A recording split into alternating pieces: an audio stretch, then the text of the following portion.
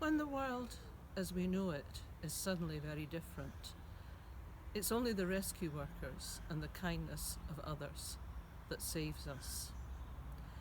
And that was the case when, some 30 years ago, on the longest night of the year in 1988, Pan Am Flight 103 fell out of the sky onto the small town of Lockerbie, killing 259 people on board and 11 people in Lockerbie. It's still the worst terrorist attack on UK soil. And I look at quite a few of these poems in my book, Taking Flight. Rescue worker. He can see them where he found them, lit by the beam of the torch on his forehead, untouched, it seemed, by the fall. He hoped they had slept, but knew they had not.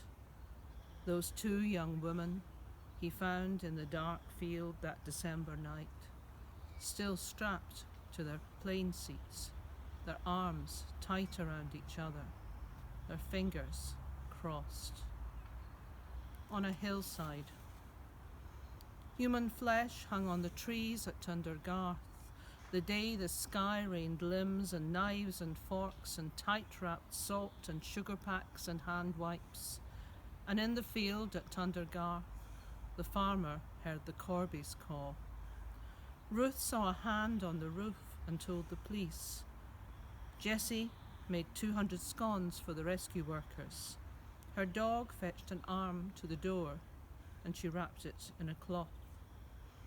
When the people came from far away, about the t-shirts and the jerseys, the notebooks and the backpacks of the dead sons and daughters that fell on Ella's house, she gave them tea and helped them to find their children's possessions.